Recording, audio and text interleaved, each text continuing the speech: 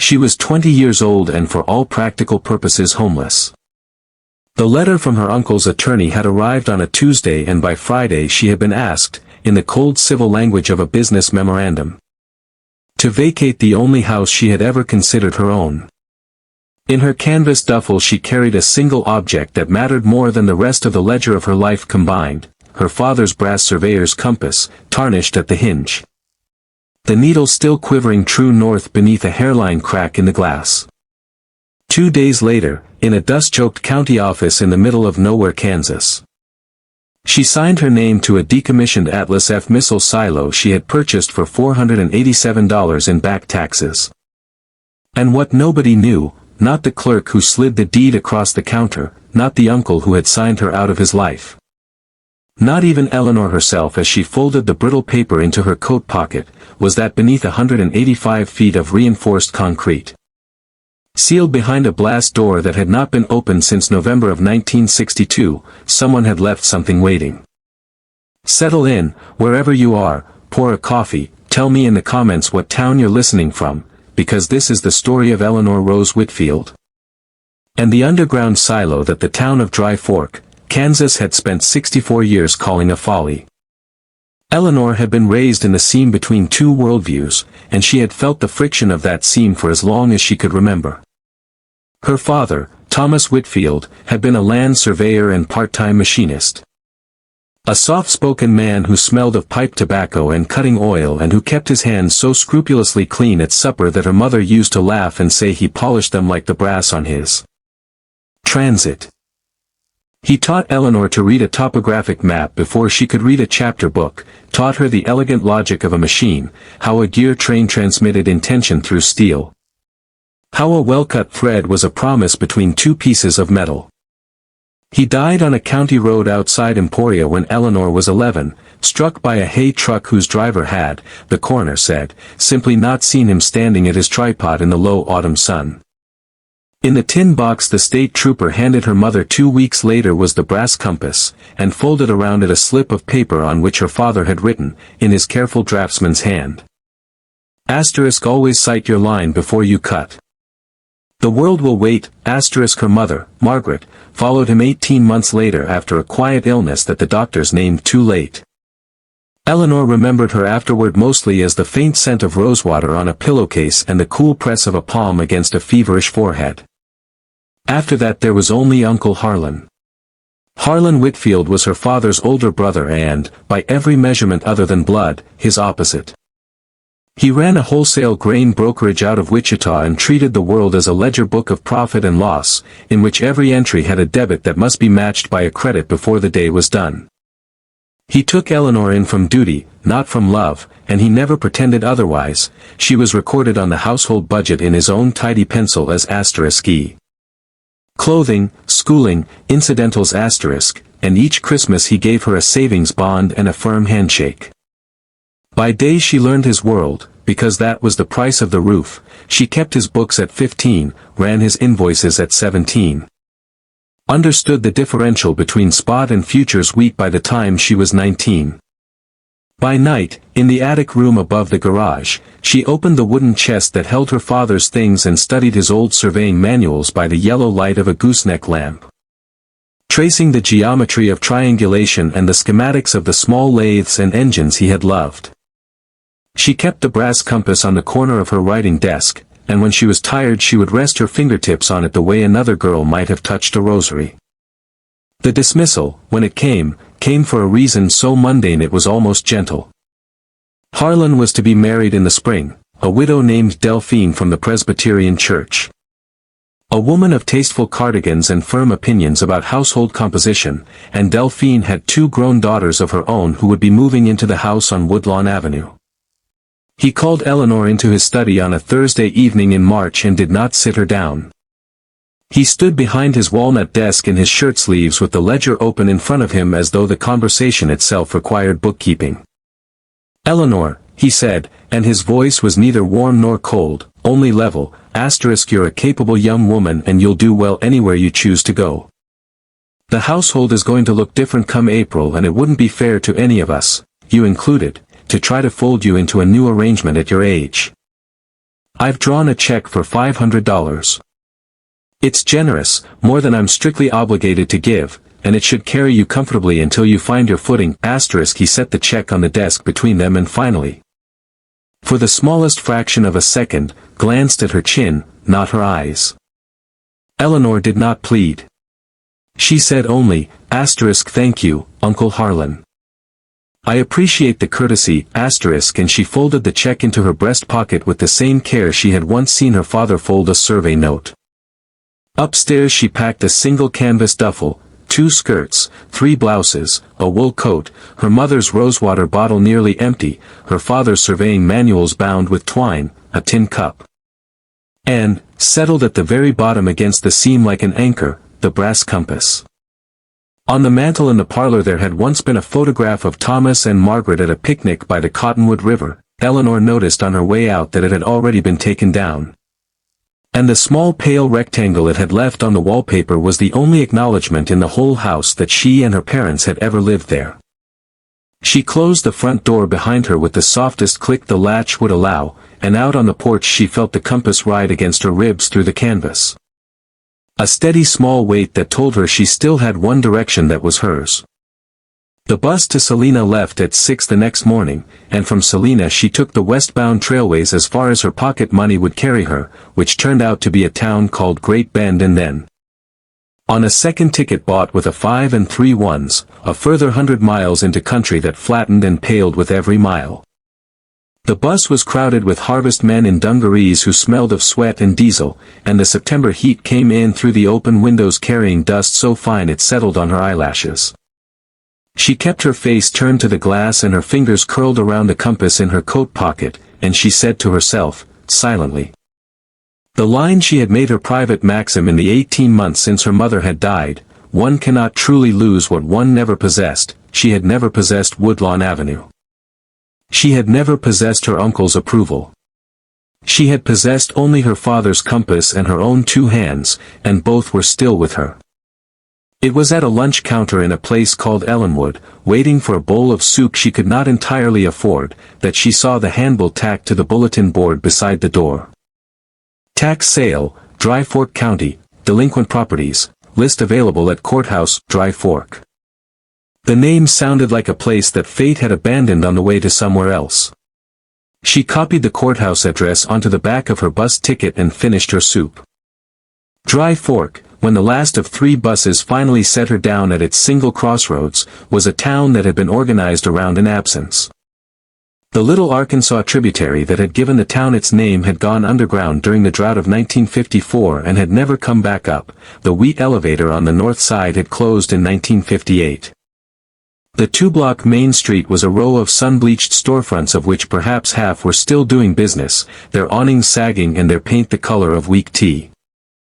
And on the flat prairie a mile and a quarter northeast of town, visible from the courthouse steps as a low pale hump against the horizon, was the thing that dominated Dry Fork the way a shipwreck dominates a beach, the concrete headworks of the decommissioned Atlas F missile silo, its blast doors sealed since the fall of 1962.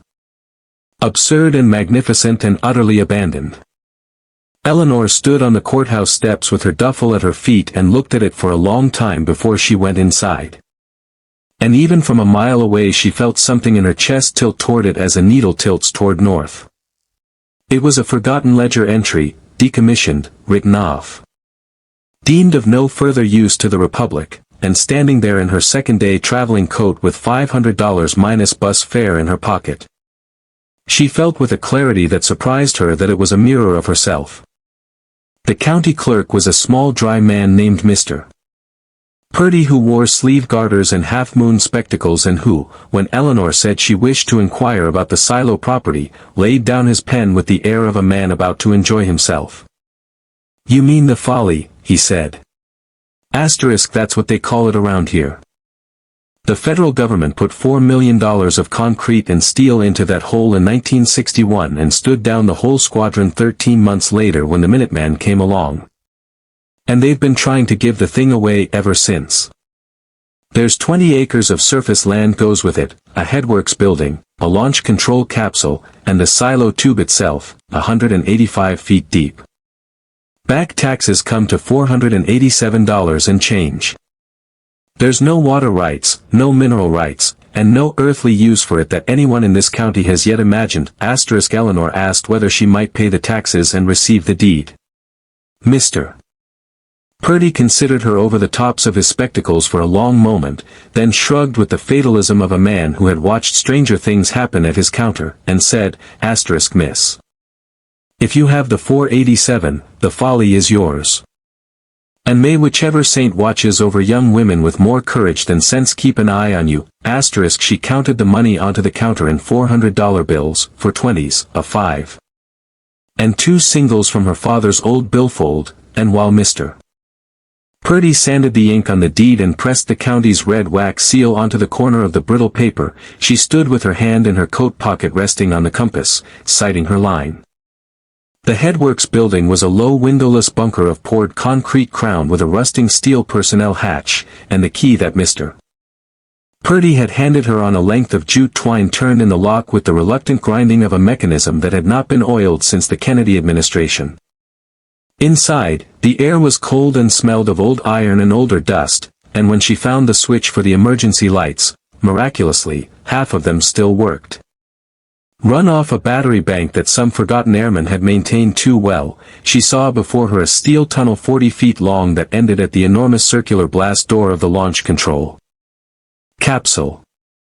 Beyond that, another tunnel led to the silo tube itself.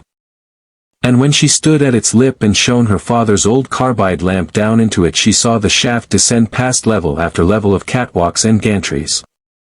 The empty missile cradle rusting at the bottom like the ribcage of some extinct animal. Dust lay thick as a blanket on every surface, the paint had come off the walls in long curling sheets, a family of barn owls had colonized the upper gantry and regarded her with yellow indignation. And yet, she felt it as she walked the levels, as she rapped her knuckles against the shaft walls and listened. As she traced with her fingertip the gauges in the control capsule and read the manufacturer's plates on the great diesel generators in the mechanical room, the bones of the place were sound. The concrete was true. The great shock isolators that had once suspended the launch capsule against a near-miss nuclear blast still hung in their cradles. The mechanism was fundamentally sound, in the trade language her father would have used, the geometry held. This was not a ruin. This was a home waiting to be awakened. She chose for her first habitation the smallest of the 3 crew berthing rooms off the launch capsule. Because it had a bunk frame still bolted to the wall and a door that could be closed against the cold. In the first week she did nothing but sweep, 3 days on the crew quarters alone. Hauling dust and owl pellets and mouse-chewed paper up the personnel tunnel in a galvanized bucket she had bought in town for $1.10. In the second week she patched the broken pane in the headworks window with a scrap of oilcloth and a length of pine lath, and she coaxed the smaller of the 2 diesel generators back into a coughing. Then a steady, then a proud running by cleaning its injectors with kerosene and a toothbrush, exactly as the manual her father had once given her prescribed. Water was the precious thing. The silo's original well had silted in and she carried her drinking water in 2 5-gallon jerrycans from a windmill pump a quarter mile down the section road. And she rationed it like a sailor, 1 gallon a day for drinking and cooking, 1 for washing, the rest for the small kitchen garden she had begun to plan along the south wall of the headworks. On the 14th night, sitting on an overturned ammunition crate in front of the small potbelly stove she had installed in the crew room, eating a bowl of beans and cornbread she had cooked herself over her own fire in her own house, she felt around her the first small pocket of civilization she had ever unambiguously owned. And she wept quietly for perhaps 2 minutes and then wiped her face on her sleeve and went back to reading the operations manual. There was one door she could not open. At the far end of the equipment level, beyond the mechanical room and past a corridor that the schematics labeled simply storage, Class 3. Stood a steel door twice the thickness of any other in the complex. Painted the dull olive of the old Air Force and secured not with a padlock but with a 5-tumbler combination dial set into a hardened plate. The whole assembly bearing a small brass tag stamped sealed November 14, 1962. She spent the better part of 3 evenings on that dial, using the lock-picking tricks her father had taught her on old Yale padlocks in the garage when she was 9, the patient feel for the fence. The listen for the click, and she got nothing. The mechanism was a Sargent and Greenleaf Group 1, purpose-built to defeat exactly the patient ear she was bringing to it. And on the third night she leaned her forehead against the cold steel and laughed at herself for the first time in weeks. She improvised. The dial itself she could not defeat, but the plate that held it was fastened to the door with 12 flathead screws of a size she recognized. And the door itself was hung on 3 hinges whose pins, she discovered by the light of a flashlight, could be driven out from below with a punch and a hammer if a person had the patience of a stone. She had the patience of a stone. It took her 6 evenings of work. The top pin came out cleanly in the first hour, the middle pin required most of the second evening and cost her the skin across 2 knuckles, and the bottom pin, seized with 64 years of rust, did not surrender until she had soaked it in penetrating oil for 3 days and then persuaded it with a length of pipe as a cheater bar. When at last the door swung outward on its own weight and struck the corridor wall with a soft concussive whumph, a breath of air came out of the room that was drier and older than any air she had ever tasted. And she stood on the threshold with her flashlight in one hand and her father's compass in her coat pocket and looked in. Inside was a room the size of a small parlor, and it had been left, 64 years earlier, in the middle of a life. There was a gray steel desk against the far wall with a green-shaded banker's lamp on it and a leather-bound logbook open to a page half-written. There was a narrow cot along the side wall with a wool blanket folded at its foot as neatly as a soldier's. There was a small bookshelf holding perhaps 40 volumes, engineering texts, a Bible, a well-thumbed copy of Walden, a Sears catalog from 1961, and on the top of the bookshelf a framed photograph of a young woman in a summer dress standing on a porch with a boy of perhaps 6 holding her hand. There was a coffee cup on the corner of the desk with the dried black residue of its last coffee still ringed at the bottom. There was, above all, the sense, Eleanor felt it move across the back of her neck like a cool hand, that the person who had lived in this room had closed the door behind him one afternoon in November of 1962 fully intending to come back. And had not. His name was written on the inside cover of the logbook, * Elias P. Corbin, Site Custodian, USAF Contract No. AF 19-604-8891, appointment dated 3 September 1961, *. The entries began in a careful hand and a formal register, * 0600, generator check, all normal. 0800, exterior perimeter, no anomalies *, and ran for 13 months in that same key, a patient chronicle of a man tending a machine the Republic had already forgotten it owned. Eleanor read the logbook that first night sitting cross-legged on the cot in Corbin's parlor, and she watched a life narrow itself on the page.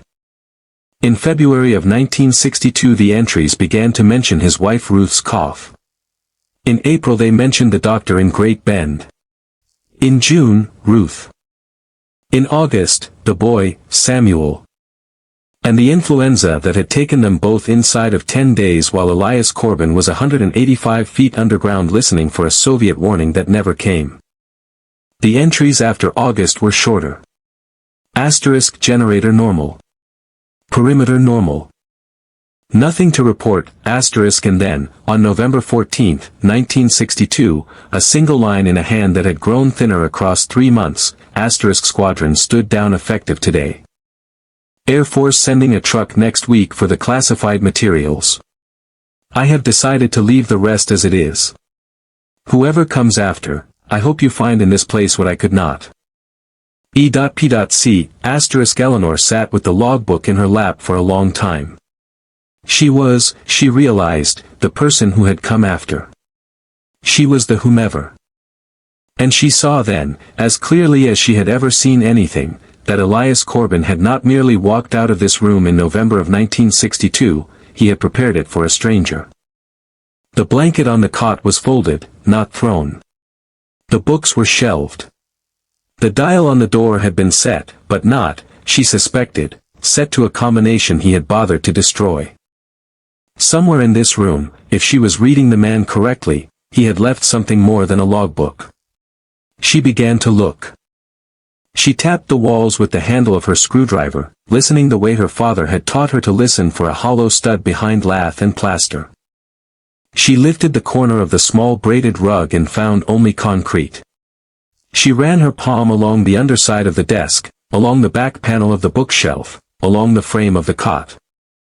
It was on the second evening, standing on a chair to sweep the top edge of the bookshelf, that she noticed what she had missed. The crown molding along the top of the shelf was oak on 3 sides and on the left-hand side, a section perhaps 18 inches long, was walnut. A tradesman's daughter noticed such a thing. She pressed on the walnut, and it gave.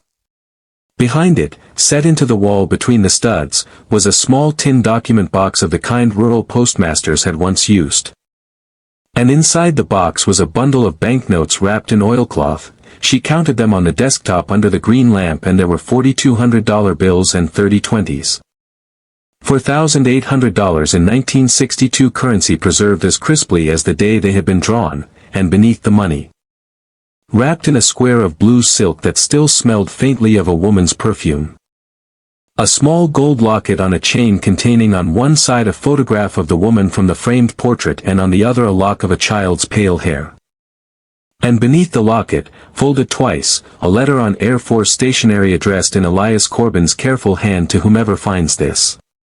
She read the letter twice. The first time was for the story.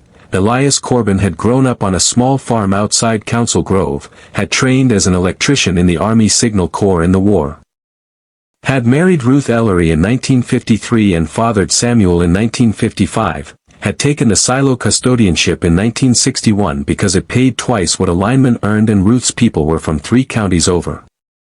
He had lost them both, as the logbook had said, in the summer of 1962. He had saved almost every dollar of his custodian's salary for the 13 months he had worked in that hole because he and Ruth had been saving for a house. And after Ruth was gone the money had seemed to him, he wrote, a thing that belonged to a life I no longer had the standing to spend. He had left it, he wrote, because he could not bear to take it out into a world in which Ruth and Samuel were no longer waiting for it, and because he trusted that the Air Force, in its habit of forgetting expensive things, would eventually forget this one. And that in time someone would come who had the patience and the vision to find value in what everyone else had abandoned. If you are reading this, he wrote in the last paragraph, then you have already proved yourself to me. Take the money. Use it to make this place a home, or use it to leave this place and build a home elsewhere.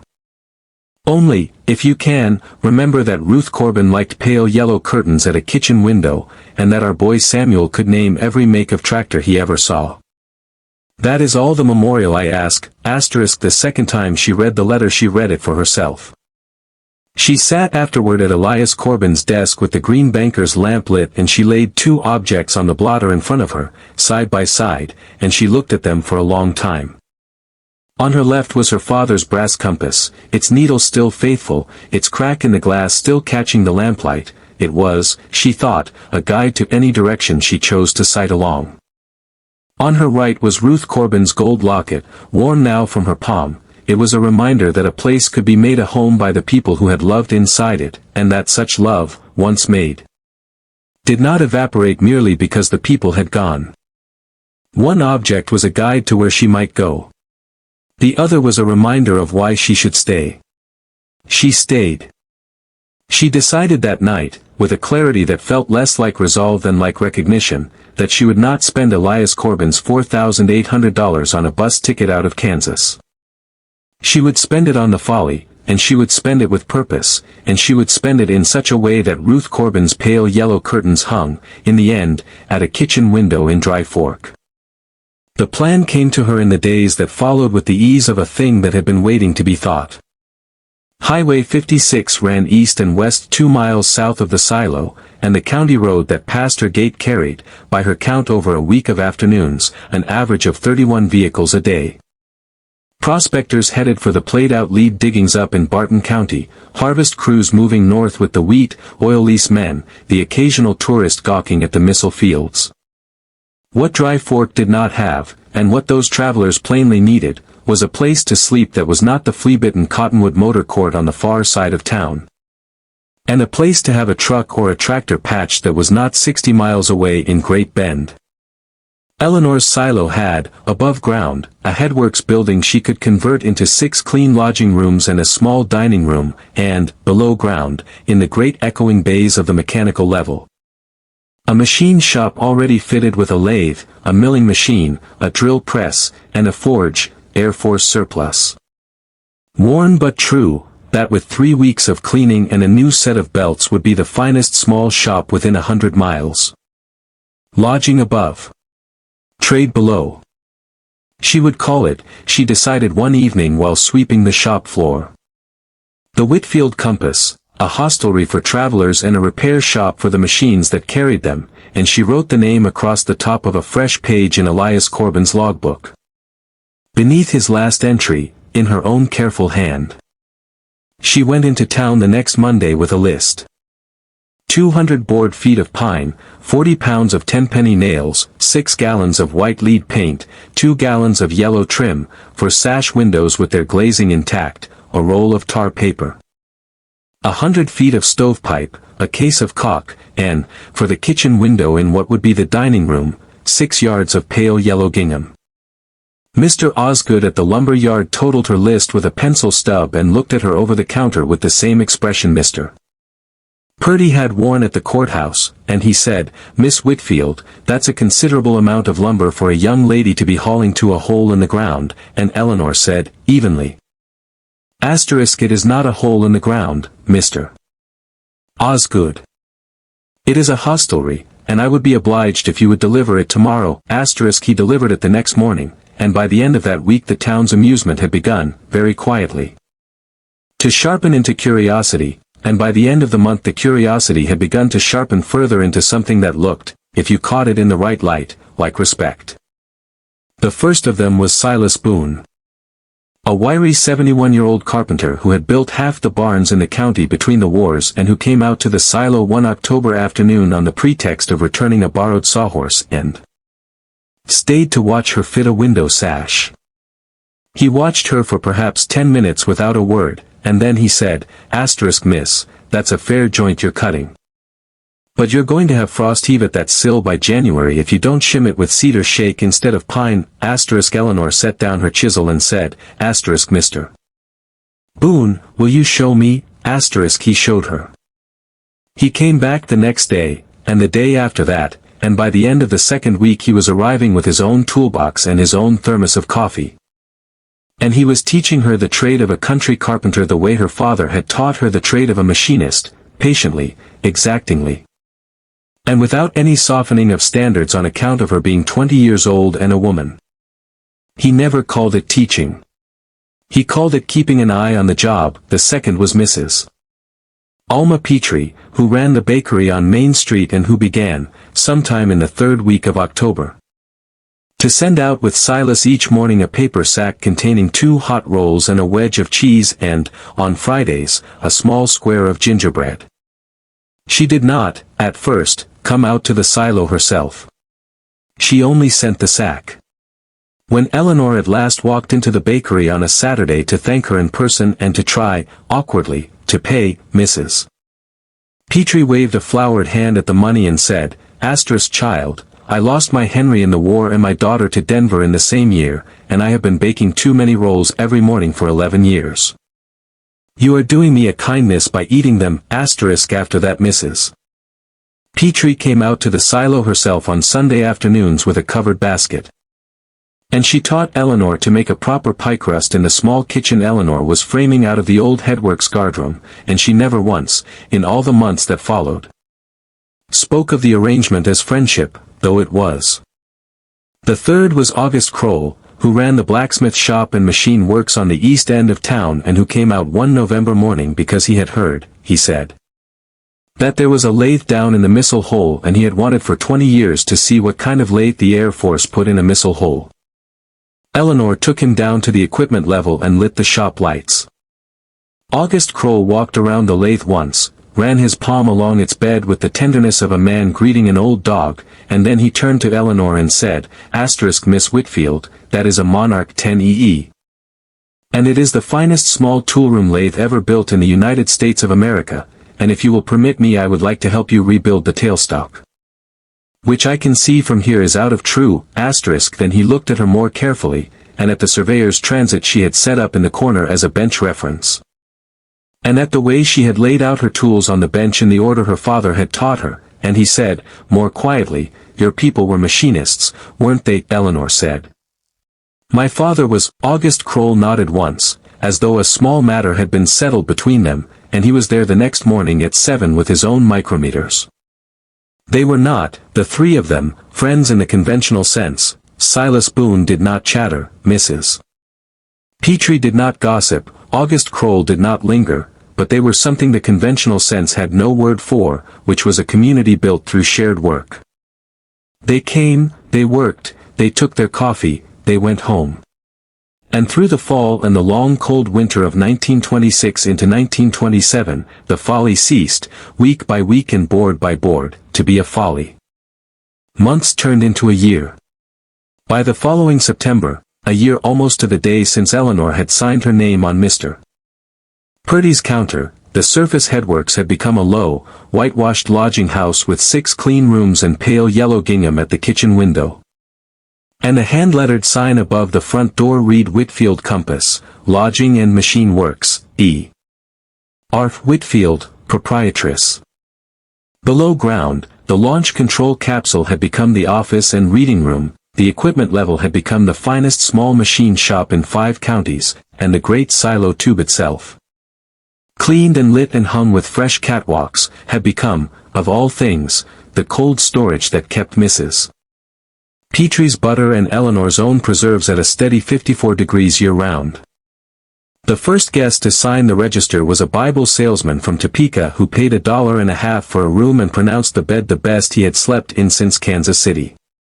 The second was a wheat buyer from Chicago who broke an axle on the county road and paid August Kroll and Eleanor $11 between them to forge and turn a new one in a single afternoon and who told. When he got back to Chicago, everyone he knew about the young woman who ran a machine shop in a missile silo in Kansas. The third was a family of 4 in a dust-caked Model A on their way to a new life in Colorado, and Eleanor charged them $2 for 2 rooms and gave the children each a piece of Mrs. Petrie's gingerbread, and the town, by then, had taken to calling her Miss Eleanor, and the folly, by then, had taken to being called simply the Compass. A day at the Compass, by the autumn of the second year, ran like a well-cut thread. Eleanor rose at 5 and lit the kitchen stove and set the coffee. Mrs. Petrie's boy Tobias came out from town at 6 with the morning bread in a covered box on the back of his bicycle. Silas Boone arrived at 7, hung his coat on the 3rd peg by the door as though it had been his peg for a decade, and took his coffee standing at the kitchen window looking out at the prairie. Guests came down for breakfast at 7:30, Eleanor served them at the long pine table Silas had built her from the 200 board feet of the first delivery. At 9, August Kroll came in from town if there was shop work waiting, and by 10 Eleanor was down on the equipment level in her father's old canvas apron. Cutting threads or truing a shaft or teaching, this was the part she had not expected, teaching August Kroll's nephew Peter. A serious 12-year-old boy who came out on Saturdays to sweep the shop for a quarter and who had lately begun to ask, in the exact tone Eleanor remembered using with her own father, how a gear train transmitted intention through steel. The Compass had become, without anyone quite deciding it, the social and economic heart of Dry Fork. The town's mail came through it on Tuesdays. The town's broken machinery came through it on every other day, and on Sunday afternoons in good weather the town's children came out to play in the great empty upper bay of the silo, whose acoustics they had discovered would return a shouted name 7 times before it died. On an evening late in October of that second year, Eleanor sat alone at Elias Corbin's old gray steel desk, in the room that had once been his parlor and was now her office, with the green banker's lamp lit and the ledger of the Compass's second quarter open in front of her. The Compass had cleared, that quarter, $182 above expenses. She closed the ledger and, from habit, laid two objects on the blotter side by side. On her left, her father's brass surveyor's compass, its needle still faithful, its cracked glass still catching the lamplight, a guide, still, to any direction she chose to sight along. On her right, Ruth Corbin's gold locket, warm from the drawer where she kept it, a reminder, still, that a place was made a home by the people who had loved inside it. She thought, as she often did on quiet evenings, of Uncle Harlan. She had heard from a cousin at Christmas that the marriage to Delphine had held, that the house on Woodlawn Avenue was much the same. That Harlan had done well in the 26 wheat market and less well in the 27 one. She bore him, she found, no bitterness at all. He had been a man who kept a ledger book of profit and loss, and by the terms of his ledger he had done nothing wrong, he had simply not been able to imagine. On that Thursday evening in his study in March, that the $500 he had drawn as a generous settlement to the niece he could not fit into his new arrangement would become, in her hands, the seed of a thing his ledger could not price. She wished him well. She hoped Delphine's daughters were kind to him. She turned down the wick of the green lamp until only the smallest bead of flame remained. And she sat for a while in the near dark listening to the small sounds of the compass at rest, the tick of the potbelly stove cooling in the office, the settle of the pine boards overhead. The wind moving across the prairie 185 feet above her. She was Eleanor Rose Whitfield, and she was 21 years old now. And she had come to Dry Fork a year and a month earlier with $487 in her pocket and a brass compass against her ribs. It was the best $487 she had ever spent. It had bought her more than a silo, it had bought her a life.